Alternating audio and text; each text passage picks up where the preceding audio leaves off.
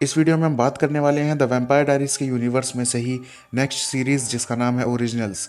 तो आज हम बात करने वाले हैं ओरिजिनल्स के एपिसोड नंबर 1 की। एपिसोड की शुरुआत होती है जहां हम देखते हैं मिसिसिपी रिवर, जिसके अंदर एक बोट बिना किसी फ्लैग और बिना किसी गार्ड्स के रिवर के बीचों बीच में होती है। और तभी साइड लैंड के कुछ गार्ड्स उस बोट को देखते हैं। उस बोट में कोई लाइट नहीं थी और बिना किसी हलचल के ही वो बोट शांति से एक जगह पर रुकी हुई थी, जिस वजह से उन्हें थोड़ा डाउट होता है और वो उस बोट को चेक करने के लिए उस बोट में चले जाते हैं। बोट में जाते ही वो देखते हैं उस पूरी बोट में कोई भी नहीं था और फिर वो उस बोट की बेसमेंट में जाते हैं। बेसमेंट में जाकर उन्हें 2 कॉफिन दिखते हैं, जिनमें से एक को वो देखते हैं तो उसके अंदर कोल की बॉडी रखी हुई थी। वैम्पायर डायरीज को जिन्होंने देखा है वो कोल को जानते हैं। कोल की बॉडी में डैगर लगा हुआ था। वो कॉफिन्स देखकर काफ़ी घबरा चुके होते हैं और इधर उधर जांच कर रहे होते हैं कि आखिर इस बोट में और क्या क्या है। तभी धीरे धीरे एक एक करके सभी को कोई कोई अंधेरे से खींचने लगता है और सभी वहाँ से धीरे धीरे गायब हो जाते हैं। एक अकेला गार्ड बचा होता है जो कि काफ़ी डर रहा होता है। उस गार्ड के सामने एकदम से रेबेका आती है अपने वैम्पायर फेस को लेकर। रेबेका अपने चेहरे पर लगा ब्लड पोंछती है और अपने भाई से पूछती है कि क्या मैं इसको खा लूँ, जिस पर एलाइजा पीछे से कहता है नहीं, ये हमारे काम आ सकता है। वो लड़का काफ़ी डर चुका था और एलाइजा उसे कंपेल करके शांत करता है और उससे कहता है कि तुम ये सारा सामान लेकर हमारे साथ आओ और मुझे बताओ ये कौन सी जगह है। जिस पर वो गार्ड बताता है ये फ्रेंच कॉलोनी है न्यू लूसियाना की। और वहीं वो लोग वहाँ से निकल जाते हैं और वो गार्ड भी उनके साथ में चला जाता है। वो गार्ड उनसे पूछता है कि आखिर तुम लोग हो कौन, जिस पर रेबेका बताती है हम वैम्पायर्स हैं। वो सभी को इंट्रोड्यूस करती है, अपना नाम बताती है और फिर बताती है ये है मेरा भाई एलाइजा और कॉफिन के अंदर हैं फिल एंड कोल। और तभी वहाँ क्लॉस भी आ जाता है जो कि एक ह्यूमन का ब्लड पी रहा था। रेबेका कहती है ये है मेरा half brother the beast Klaus. Elijah उस गार्ड को कंपेल करता है और कहता है कि हमारा सामान लेकर शोर में पहुंचा देना। और वहीं से एपिसोड की शुरुआत होती है और अब हम देखते हैं प्रेजेंट टाइम का न्यू ऑरलिंस। एलाइजा एक बार में बैठकर वहाँ की एक बारटेंडर से बात कर रहा था और वहीं वो बताता है कि मैं इस टाउन में नया नया आया हूँ और अपने भाई को ढूंढ रहा हूँ। मेरा भाई काफ़ी साइको टाइप का है, वो काफ़ी अजीब अजीब हरकतें करता है और क्योंकि वो मेरा सगा भाई नहीं है बल्कि हमारे फादर अलग अलग थे। ये बात सुनकर वो बारटेंडर उससे कहती है कि शायद से तुम्हारा भाई साइको है। और ये बात सुनकर एलाइजा कहता है तुम्हें काफ़ी जानकारी है, जिस पर वो लड़की बताती है कि मैं भले ही एक बारटेंडर हूँ लेकिन मेरे पास साइकोलॉजी की डिग्री है। तभी एलाइजा उससे उसका नाम पूछता है और उसे पता चलता है उसका नाम है कमील। वो उससे पूछता है कि यहाँ पर मैं एक बारटेंडर से मिलना आया हूँ जिसका नाम है जेम। कमील बताती है कि वो आज यहाँ नहीं आई है लेकिन वो तुम्हें टाउन में कहीं पे भी मिल सकती है, तो तुम उसे ढूंढने जा सकते हो। एलाइजा वहाँ से निकलता है और वहीं पर एक टूरिस्ट गाइड का पीछा करने लगता है। वो गाइड उसको नोटिस कर लेती है और रोक कर उससे पूछती है कि आखिर तुम मेरा पीछा क्यों कर रहे हो। एलाइजा उस गाइड से पूछता है कि क्या तुम मुझे जानती हो, जिस पर वो गाइड बोलती है बिल्कुल, द ओरिजिनल्स को कौन नहीं जानता। एलाइजा उससे कहता है कि मैं यहाँ अपने भाई को ढूंढने के लिए आया हूँ और एक लड़की है जेन जो कि मेरे भाई के ऊपर कुछ तो प्रैक्टिस करने वाली थी जिसकी वजह से वो उसको यहाँ ढूंढने आया था। वो गाइड बताती है कि तुमने आने में लेट कर दिया, जीन अब मर चुकी है। वो एलाइजा को जीन की बॉडी के पास ले जाती है जो 4 लेन के बीचों बीच में पड़ी थी और जीन की बहन उसके पास बैठकर उसे देख कर रो रही थी। तभी एलाइजा उस गाइड से पूछता है कि आखिर यहाँ हुआ क्या है, जिस पर वो बताती है कि यहाँ के लोगों ने इस विच को मैजिक करते हुए पकड़ लिया और इसे मार दिया। वो लोग आपस में बात कर ही रहे होते हैं तभी वहाँ पर मार्शल वैम्पायर्स आ जाते हैं। उनको आते देखते ही वो गाइड एलाइजा से बोलती है कि हमें यहाँ से जल्द छुपना होगा और अगर उन्होंने हमें देख लिया तो वो हमें मार देंगे। वो बताती है कि इन लोगों ने यहाँ पर काफ़ी ज़्यादा हड़कंप मचा रखा है, ये लोग विचेस को मैजिक नहीं करने देते हैं और पूरी तरह से अपना राज बना रखा है। एलाइजा उसकी बात समझता है और वहाँ से छुप जाता है। तभी मार्शल आता है सोफ़ी के पास और आकर कहता है कि मैं जानता हूँ मेरा पुराना हाइब्रिड फ्रेंड क्लॉस यहाँ आया हुआ है, लेकिन वो किस लिए आया है ये बात मैं जानना चाहता हूँ। ये बात सुनकर सोफ़ी कहती है कि मेरा क्लॉस से कोई लेना देना नहीं है और मैं बस अपनी बहन की बॉडी को दफनाना चाहती हूँ ताकि उसकी आत्मा को शांति मिले। सोफ़ी अपनी बहन की बॉडी को ले जाने लगती है लेकिन तभी मार्शल उससे कहता है कि मैंने तुम्हें ये करने की परमिशन नहीं दी है। सोफ़ी उससे कहती है कि मैं ये भी नहीं कर सकती तो फिर क्या करूँगी, लेकिन तभी मार्शल उससे कहता है कि नहीं, तुम्हें ये करने की परमिशन नहीं है। और वो कुछ वैम्पायर्स को बुलाकर जीन की बॉडी को अपने साथ ले जाने को बोलता है और कहता है कि मैं इस बॉडी को तभी वापस करूंगा जब तुम मुझे पता लगाकर बताओगी कि आखिर क्लॉस यहाँ करने क्या आया है। वहीं दूसरी तरफ हम देखते हैं जहाँ एलाइजा ये सब कुछ देख रहा था छुपकर।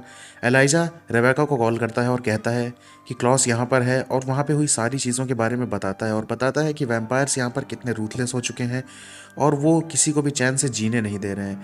ये बात सुनकर रेबेका कहती है कि मैं क्लॉस के बारे में बात नहीं करना चाहती, वो हमारा सबसे वर्स्ट भाई है, वो हमें प्यार तो क्या हमें देखना भी नहीं चाहता। जब भी वो चाहता है हमें डैगर करके कॉफिन में बंद कर देता है, कभी 90 सालों के लिए, कभी 100 सालों के लिए। इसीलिए मैं उसके बारे में बात नहीं करना चाहती हूँ। लेकिन तभी एलाइजा उसको शांत करते हुए कहता है कि हमें बात को समझनी चाहिए, आखिरकार वो हमारा भाई ही है और इस टाउन में ऐसा क्या चल रहा है, इस चीज़ों को हमें जानकर क्लॉस को बचाना होगा अगर वो किसी मुसीबत में है। तभी रेबेका कहती है कि मुझे मेरी ज़िंदगी चैन से जीने दो, और इतना बोलकर वो कॉल कट कर देती है। एलाइजा वहाँ से एक विच को ढूंढने के लिए निकल जाता है। वहीं दूसरी तरफ हम देखते हैं जहाँ पर सोफी रेस्टोरेंट के पीछे कैंडल जलाकर अपनी बहन जीन के लिए प्रे कर रही होती है। तभी वहाँ कुछ वैम्पायर्स आते हैं और वो आकर कहते हैं शायद से तुम मैजिक कर रही हो और हमें तुम्हें मार्शल के पास ले जाना होगा। लेकिन सोफी बताती है कि मैं अपनी बहन के लिए प्रे कर रही हूँ और अगर तुम्हें मेरी हेल्प करनी है तो चाहो तो तुम भी प्रे कर सकते हो। लेकिन वो दोनों वैम्पायर्स सोफी को परेशान करने लगते हैं। तभी एलाइजा वहाँ पर आता है, उनमें से एक का हार्ट निकाल कर दूर फेंक देता है और दूसरे को उठाकर वहीं पर मार देता है। ये देखकर सोफी काफ़ी घबरा जाती है और वो उससे पूछती है आखिर तुम हो कौन, जिस पर एलाइजा अपना नाम बताता है। सोफी कहती है हाँ मैं तुम्हें जानती हूँ। और तभी एलाइजा पूछता है कि आखिर यहाँ पर क्या चल रहा है और तुम लोगों के बीच में क्या डील है जिस वजह से तुम लोगों को इतना परेशान होकर रहना पड़ रहा है। तभी सोफी उसे एक सेमेट्री में लेकर जाती है और वहाँ जाकर बताती है कि हमें यहाँ पर मैजिक करना अलाउड नहीं है क्योंकि मार्शल ने यहाँ कब्जा कर रखा है और वो किसी को कुछ भी अपनी मर्जी से नहीं करने देता। सोफी बताती है कि कुछ मजबूरी की वजह से मेरी बहन जीन को मैजिक करना पड़ा और जिस वजह से मार्शल और उसके लोगों ने उसे मरवा दिया। सोफी एलाइजा को बताती है कि मेरी बहन एक लड़की को लेकर आई थी और वो लड़की क्लॉस को जानती थी। जब हमने उस पर कुछ टेस्ट किए तो हमें पता चला कि उसके क्लॉस के साथ में अफेयर्स थे और वो प्रेग्नेंट भी थी और उस बच्चे का बाप और कोई नहीं बल्कि तुम्हारा भाई क्लॉस ही था। ये बात सुनकर एलाइजा काफ़ी शॉक हो जाता है और उससे पूछता है कि हम वैम्पायर्स ऑलरेडी डेड होते हैं तो किसी को प्रेग्नेंट करना ये हमारे लिए पॉसिबल नहीं है। जिस पर सोफी बताती है कि तुम एक वैम्पायर हो लेकिन तुम्हारा भाई एक हाइब्रिड है और शायद से ये उसके लिए पॉसिबल है। एलाइजा कहता है कि मैं उस लड़की से मिलना चाहता हूँ और तभी सोफी वहाँ पे उन विचेस को बुलाती है और काफ़ी सारी विचेस वहाँ आती हैं जो कि उस लड़की को लेकर आती है और वो लड़की कोई और नहीं बल्कि हेली थी, जिसे आपने प्रीवियसली वैम्पायर डायरीज में देखा होगा। हेली से मिलकर एलाइजा उन विचेस से कहता है कि मैं इससे अकेले में बात करना चाहता हूँ। वो हेली को लेकर एक साइड में जाता है और वो बैठकर बात करते हैं, जिस पर एलाइजा उसे बताता है कि मेरा भाई एक हाइब्रिड है और शायद इस वजह से तुम प्रेग्नेंट हुई हो। जिस पर हेली कहती है ये होना पॉसिबल नहीं है क्योंकि आखिर वो है तो डेड। जिस पर एलाइजा उसके सिर पर हाथ रख के उसे अपनी फैमिली हिस्ट्री के विजुअल्स दिखाता है, जहां उसे दिखता है कि किस तरह से उसकी मॉम ने उन सभी को पावरफुल बनाने के लिए एक वैम्पायर में कन्वर्ट कर दिया था। वहीं उनकी मॉम का अफेयर होने की वजह से क्लॉस जो उनका एक दूसरा बेटा था वो हाफ हाइब्रिड हो गया और जिसकी वजह से उसके अंदर हाफ वेयरवुल्फ और हाफ वैम्पायर की पावर्स थी। लेकिन उनको सप्रेस करने के लिए उसकी मॉम ने एक मैजिक करके उसकी वेयरवुल्फ साइड को कंप्रेस कर दिया और वहीं कुछ समय पहले ही उसने अपने वेयरवुल्फ की साइड को वापस से एक्टिवेट कर लिया है और अब वो डबल रेस्ड पावरफुल हाइब्रिड बन चुका है और शायद से इसी वजह से तुम प्रेग्नेंट हो गई हो। हेली उसकी बात समझती है और उससे बात करने लगती है। तभी वहाँ पर एक विच आती है और वो आकर क्लॉस से कहती है कि अगर तुम इस बच्चे को रखना चाहते हो तो तुम्हें हमारी मदद करनी होगी, तुम्हें मार्शल से बात करनी होगी और सोफी की बहन की बॉडी लानी होगी और साथ में ही मैजिक के लिए लगाए गए रूल्स को भी चेंज करवाना होगा। वो विच एलाइजा से कहती है कि तुम जानते हो कि तुम्हारे भाई क्लॉस को मार्शल एक टाइम पे फॉलो किया करता था और शायद से वो क्लॉस की बात ज़रूर सुनेगा। लेकिन एलाइजा कहता है कि तुम जानती हो कि क्लॉस ऑर्डर्स नहीं मानता। वो विच कहती है कि इसीलिए हमने तुम्हें यहाँ पर बुलाया है और तुम्हें हमारे लिए काम करना होगा। और वैसे भी अगर मार्शल को पता चला कि इस टाउन में एक बेबी हाइब्रिड आने वाला है, वो इस चीज़ को बिल्कुल एक्सेप्ट नहीं करेगा और शायद से फिर से लड़ाई शुरू हो जाएगी।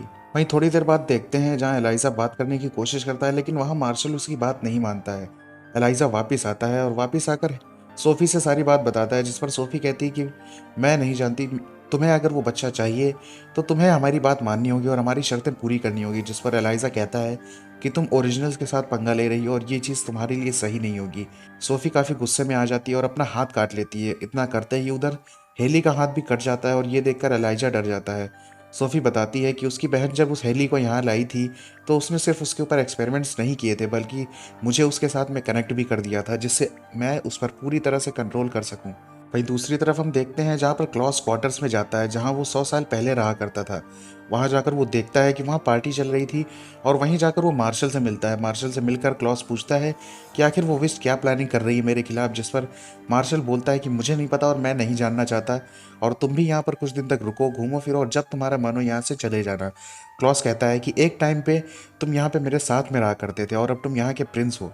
जिस पर मार्शल कहता है कि मैं यहाँ का प्रिंस नहीं बल्कि मैं यहाँ का किंग हूँ। मैंने ट्रस्ट लाकर लोगों के ऊपर अपना भरोसा जीता है और अब मैं यहाँ का किंग बन चुका हूँ।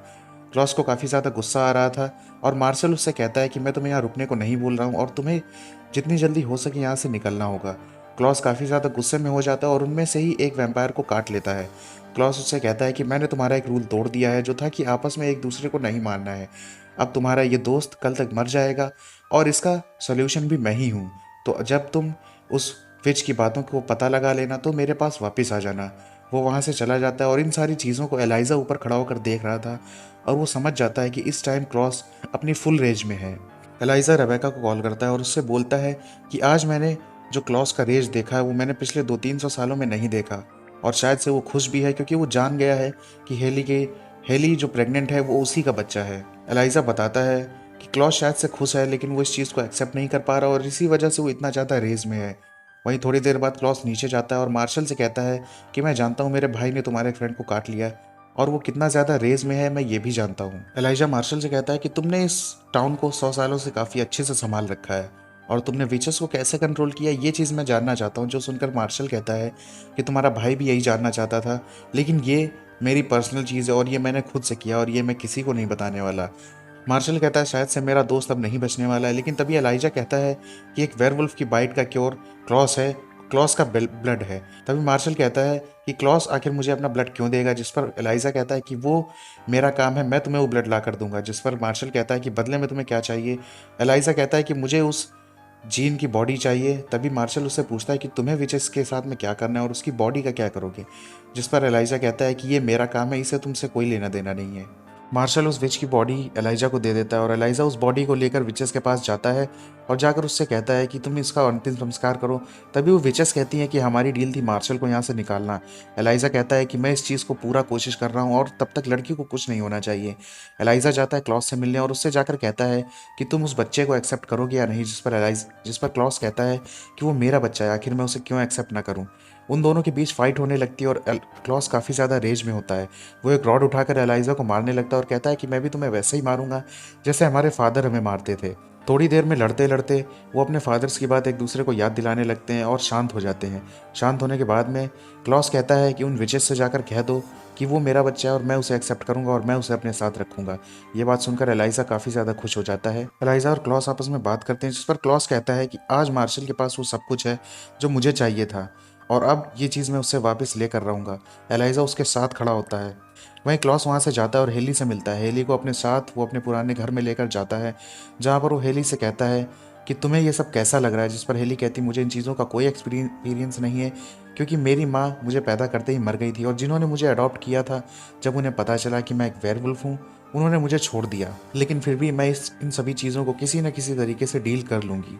वहीं दूसरी तरफ हम देखते हैं जहाँ पर एलाइजा क्लॉस से आकर बात करने लगता है और वहीं क्लॉस कहता है कि अब मुझे जल्द से जल्द इन लोगों को यहाँ से हटाना होगा और मार्शल को हटाकर खुद यहाँ का किंग बनना होगा। क्लॉस कहता है कि इन सब चीज़ों के बीच में मेरी एक कमज़ोरी है जिसको मैं यहाँ से छुपाना चाहता हूँ और उन लोगों के सामने नहीं लाने देना चाहता। जिस पर एलाइजा पूछता है आखिर क्या है वो कमज़ोरी। जिस पर क्लॉस कहता है वो कमज़ोरी मैं अपने साथ लेकर घूम रहा हूँ।